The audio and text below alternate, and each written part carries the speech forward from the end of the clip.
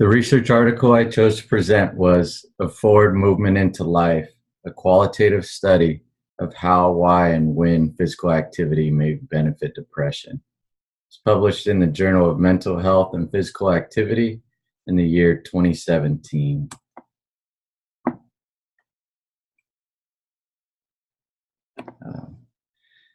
The introduction of the study consists of the aim of the study, which is to fully explore the change process that occurs for individuals who participate in physical activity. And the study wanted to produce a more theorized account of how physical activity may improve depression.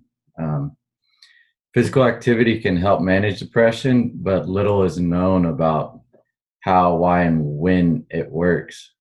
So few of these studies are actually qualitative methods. This study is a grounded theory study, and it aims to explain the change process. It wants to explore the physical activity experiences among individuals with self-diagnosed depression or low mood state.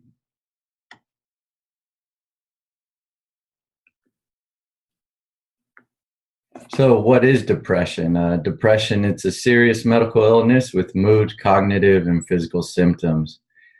Depression is associated with higher rates of chronic disease, increased healthcare utilization, and impaired functioning.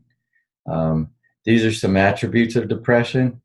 You see low levels of mood, obviously. A lack of interest or pleasure, that's a huge one to decrease your quality of life. Disrupted appetite or sleep, low self-worth, feelings of guilt. As we move along in this presentation, you'll see the study goes into interviews with these people with low mood state, and they state a feeling of isolation or a sort of numbness to internal and external stimulators. So you see at the bottom of this slide here, some of these problems become chronic and they lead to disability, and even worse, can possibly lead to suicide attempts. So with those attributes in mind, why this is important is this mental disorder is so prevalent that it's affecting 340 million people globally. It's projected to become the leading cause of disability and second leading contributor to the global burden of disease by the year 2020. So just wanted to cover real quick what the definition of physical activity is, and we covered that within our class. So I'm going to use that same definition of any muscular movement that increases energy expenditure. Also, exercise, it's a more structured activity. It's performed for a specific purpose. The example I used here was to run a faster 5K. I included the activity pyramid here. I think this study, as we progress in the presentation, will stress the importance of this bottom tier here, this lifestyle physical activities, and maybe the middle two in a sense of just individual desire.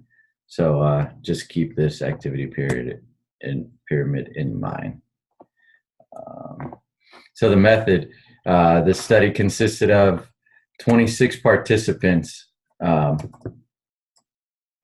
They recruited from one general practice and elsewhere, and they were interviewed about their physical activity experiences. These experiences were measured through face-to-face interviews. The researcher used a topic guide containing open-ended questions to guide the discussion. The data analysis of this study consisted of constant comparison, focus coding, and then theoretical coding.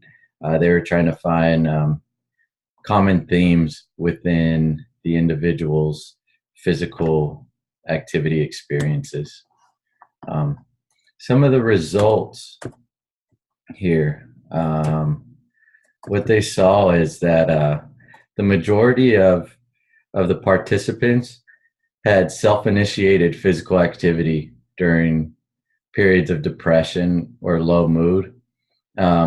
Fewer had attended exercise, referral schemes, or had a healthcare professional recommend physical activity for their depression. So most reported that being active helped their depression or mood state. 3 of the 26 participants felt that physical activity did not help, and 3 had mixed experiences about physical activity. So those last 3 kind of threw the researchers for a loop. Figure 1 here is essentially, it summarizes the categories developed from the data analysis. And this figure here wants to show a theoretical relationship between the data collected. So essentially, they conceptualize the change process into 3 phases.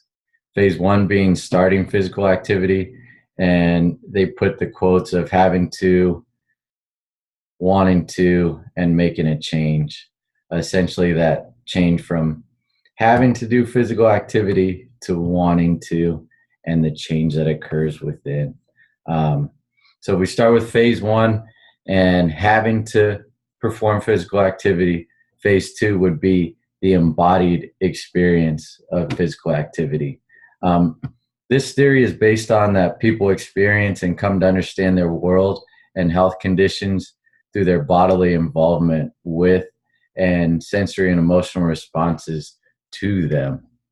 I think anyone that performs physical activity experiences some enriched stimulation, and I think that's where the embodied experience piece is coming from. Phase 3 is the embodied knowledge, so that's essentially the processing of all the increased stimulation, and this paper is theorizing that it'll move individuals from having to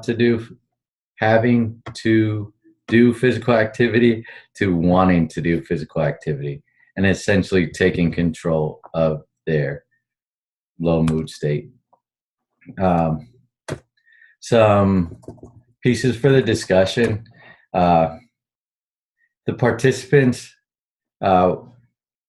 did utilize physical activity in their low mood states. Some were extrinsically motivated, and that was okay. The external factors, such as having to walk the dog or being encouraged by a friend, were just fine to get people started into physical activity.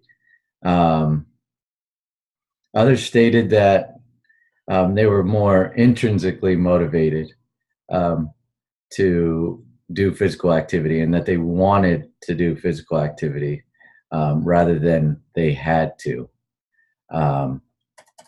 One participant had depression and bipolar disorder, and he stated that he mostly does physical activity because he enjoys it.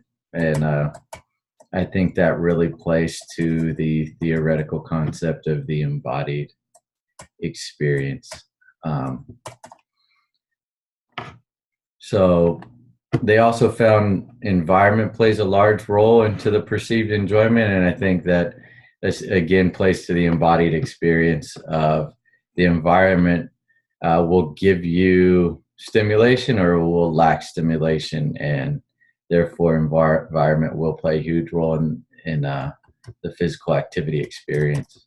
One thing I wanted to touch on was during the interviews, people stated when they had low mood state that they felt isolated, or that they lacked sensory to physical and external stimulation. And they found that when they performed exercise or physical activity, physical activity, that they felt more stimulated, like they were blowing the cobwebs away, or they felt clear, or they felt freshened up, or invigorated or relaxed. Um, so within this theoretical model, I think the embodied experience was very appropriate. Possible implications for this study, I have some referenced ideas here. Um, One thing that the study showed was with those 26 participants, um, they, they were not likely to experience referrals from mental health specialists to become physically active. And I think that is something that should change within our field. Um, my experience as a health and fitness specialist at a community health center, I never worked with a mental health specialist. And I think if a partnership was developed, we could really move forward in blending physical activity with primary care treatments. And therefore, we would become much more effective um, with helping those with this sort of disease. And that would be my main implication there. And also to stress the pure enjoyment factor when designing programs. Um, we don't know if those we're working with uh, may just be feeling low mood. They may not be depressed, but they may just have a bad day and they're drifting toward that low mood state. And just putting some enjoyment in their day could have a huge impact. Um, I'm at my 10:30 mark, so thanks for listening.